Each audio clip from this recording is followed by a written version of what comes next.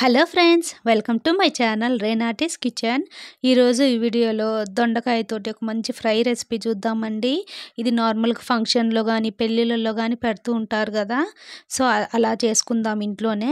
ఇక్కడ నేను ఒక 1/2 కిలో దొండకాయలు తీసుకున్నానండి. వాటిని శుభ్రంగా కడిగి ఇలా ఈ వీడియోలో చూపిస్తున్నాను చూసారా, ఇలా కట్ చేసుకోవాలన్నమాట. సో ఒక దొండకాయని 6 ముక్కలుగా చేసుకోవాలి. సో మరి లావుగా కట్ చేసుకోకూడదు, అలాగని సన్నగా కట్ చేసుకోకూడదండి. ఇది కరెక్ట్ సైజ్ అన్నమాట. సో చూసారా, ఇలా కట్ చేసి పెట్టుకోవాలి అన్నిటిని. ఈ రెసిపీకి పచ్చి దొండకాయలు తీసుకోవాలండి, పండినవి అవి తీసుకోకూడదు.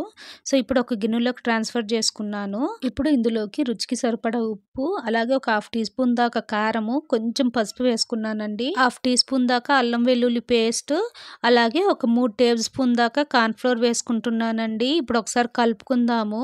ఫస్ట్ నీళ్ళేమీ యాడ్ చేయకూడదండి, అలాగే కలుపుకోవాలన్నమాట. సో చూస్తున్నారా ఈ వీడియోలో ఇలా ఒకసారి కలుపుకున్న తర్వాత కొంచెం కొంచెంగా నీళ్లు చిలకరించుకుంటూ ఇలా వచ్చేదాకా కలుపుకోవాలండి. నీళ్ళు అలాగే వేసేయకూడదు, జస్ట్ చిలకరించుకుంటే సరిపోతుంది. సో ఇప్పుడు ఒక కడాయిలో నూనె వేడి చేసుకున్నానండి. మరి హై ఫ్లేమ్ పైన పెట్టుకోకూడదు, సో మీడియం ఫ్లేమ్ పైన పెట్టుకుంటే సరిపోతుంది. సో ఒకసారి నూనె వేడయ్యాక ఇలా కొంచెం కొంచెంగా వేసుకోవాలన్నమాట. సో హై ఫ్లేమ్లో పెట్టుకుంటే మనకు మాడిపోతాయండి. సో టేస్ట్ కానీ అంత బాగుండవు అనమాట. ఇక్కడ దొండకాయలు కొంచెం ఫ్రై అయితేనే మనకు ఆ క్రిస్పీ టెక్స్చర్ వస్తుంది. సో చూసారా, ఇలా కలుపుకుంటూ మనం ఫ్రై చేసుకోవాలి. వేసిన వెమ్మటే కలపకూడదండి. సో వేసినాక ఒక 2 నిమిషాలు ఉంచి కలుపుకుంటే మనకు చక్కగా వస్తాయి. సో చూసారా ఎంత చక్కగా ఫ్రై అయ్యాయో.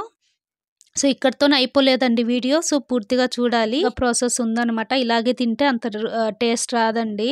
సో ఇలా మొత్తం ఒకసారి ఫ్రై చేసుకున్న తర్వాత ఒక పిరికెడు పల్లీలు ఇలా ఆయిల్లో ఫ్రై చేసుకోవాలండి. సో చూసారా, అలాగే ఒక 4 నుంచి 5 వెల్లుల్లి, ఒక 4 పచ్చిమిర్చి వేసుకుంటున్నాను. ఇవి నడుముకి చీల్చి వేసుకున్నానండి పచ్చిమిర్చి, లేకుంటే పేలుతాయి అనమాట. అలాగే ఒక కొంచెం కరివేపాకు ఇలా ఫ్రై చేసుకొని అన్నిటినీ దొండకాయ ఫ్రైలో వేసుకోవాలండి. అలాగే కొంచెం ఉప్పు, కొంచెం కారం వేసుకొని ఒకసారి కలుపుకుంటే మన టేస్టీ దొండకాయ ఫ్రై రెడీ అండి. సో మీరు తప్పకుండా ఒకసారి ఈ రెసిపీ ట్రై చేయండి. మన పప్పులోకి కానీ అలా సైడ్ డిష్గా కానీ చాలా బాగుంటుంది అనమాట. ఈ రెసిపీ కానీ మీకు నచ్చుంటే please like, share and subscribe to my channel.